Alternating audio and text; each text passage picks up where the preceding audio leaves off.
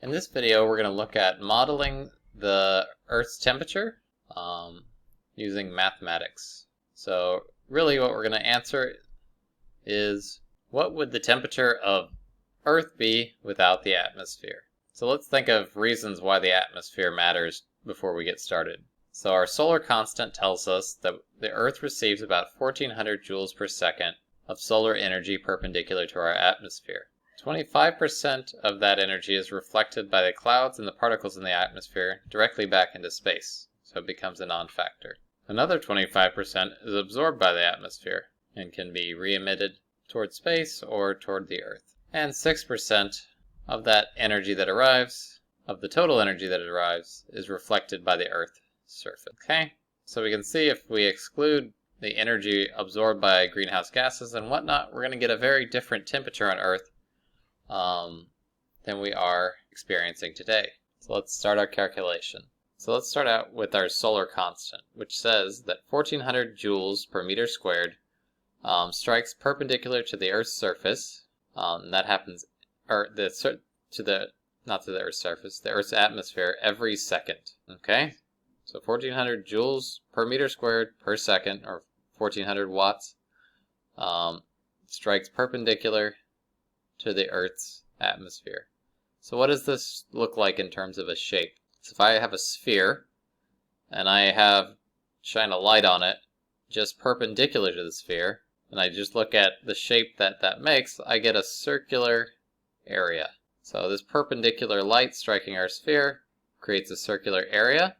So we can use that thinking to calculate the total energy per second that is striking the Earth's atmosphere. So if I take the solar constant, which tells me how many joules per meter squared I have, and I find the area of that circle that I've drawn out on the right, that'll give me the total energy that's spread across that sphere. So 1400 times pi times the radius of the Earth in meters, and I'm going to square it to get 1.79 times 10 to the 17th joules. So every second, this circular area has that much energy spread across it.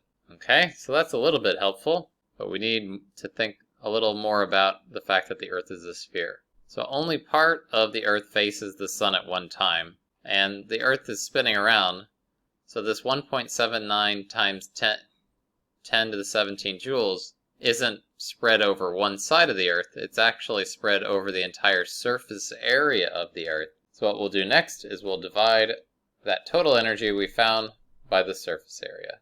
And since we're dealing with joules per second, I'm going to switch to power at this point, because it'll make it easier in the next part of the calculation. So the number of joules per second, or the power, being absorbed by the Earth is equal to the energy that we had before, so the solar constant, times pi times the Earth's radius squared, divided by the surface area of the Earth, which should be 4 pi times the radius of the Earth squared. So that's the surface area of sphere, is that equation that I've just plugged in there, and the Earth is spherical.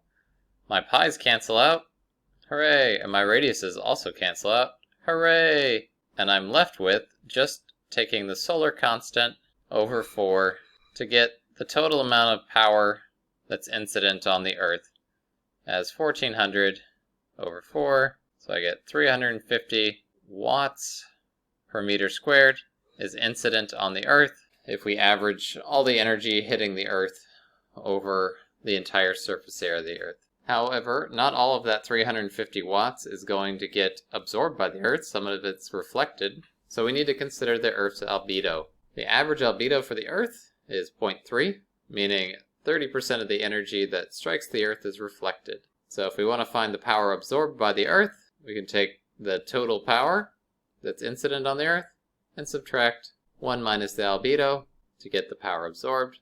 So 350 watts and 1 minus 0.3 gives me 245 watts. And in this case, it's watts per meter squared, spread over the Earth's surface. Okay, next we need to do our calculation to figure out what the temperature of the Earth could be. And I'm going to use the Stefan-Boltzmann equation that we had earlier. And so This says that the power of a black body is equal to the Stefan-Boltzmann constant times its surface area times T to the 4th power, where T is temperature in Kelvin. I can rearrange my equation like this. We have 245 watts per meter squared, so that's my power over my area. And so I just need to divide by the Stefan-Boltzmann constant to get that the Earth should be 256 Kelvin, which is about 17 degrees Celsius.